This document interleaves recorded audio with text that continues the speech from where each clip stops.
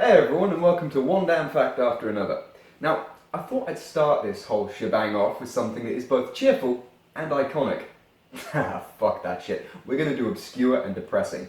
I'm of course talking about that beacon of communistic virtue, the Stasi, and why they shouldn't be forgotten. Now, Staatssicherheit, or MFS, or the Firm, or the Sword and Shield of the Party, which was just a deeply pretentious nickname they gave themselves, whatever you want to call them, they were the domestic secret police and foreign intelligence service of East Germany, headed up for about 40 years by a Stalin-worshipping psychopath named Erich Mielke.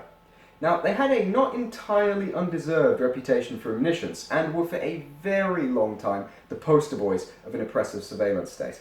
Employing upwards of 200,000 people at the height of their influence in the mid-80s, and utilising somewhere between half and 2 million informers, the Stasi managed to keep intense surveillance on about a third of its 17 million population, and their finger right on the pulse of the rest of them. The net result of all this frankly disturbing level of surveillance was a general atmosphere of fear and distrust, which, when you consider the fact that pretty much anyone could have been a Stasi plant, isn't that surprising. In fact, there were more than a few creepy examples where dangerous single individuals were wooed and wed by Stasi agents in order to keep a closer eye on them, which must have led to some seriously awkward conversations when the records came out.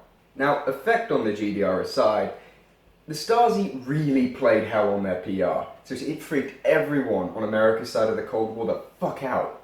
Everyone pointed to East Germany and went, "This is why we can't let the commies win, they've got a bloody thought police." Now, aside from a brief, shameful dalliance with idiocy in my high school years,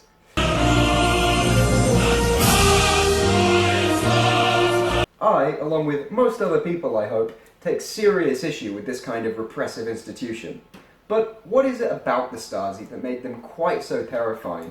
And a second question, why should we keep those fears in mind?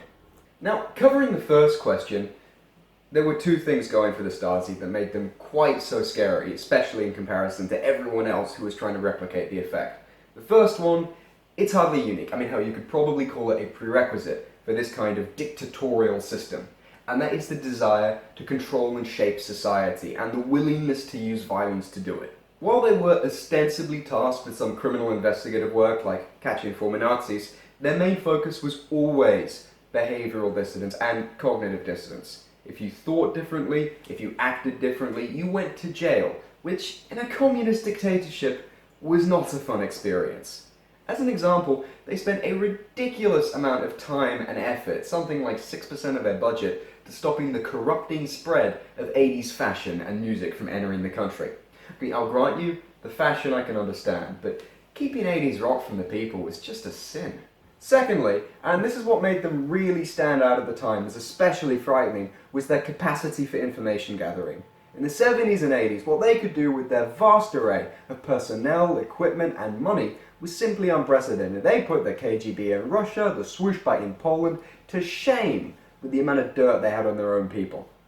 Now, you combine those two things, the willingness to use violence to mold society, and the capacity to see pretty much anything their citizens were getting up to, you stick those together, and it's about as close to 1984 as we've ever come. Now, you're probably asking yourself, who gives a shit?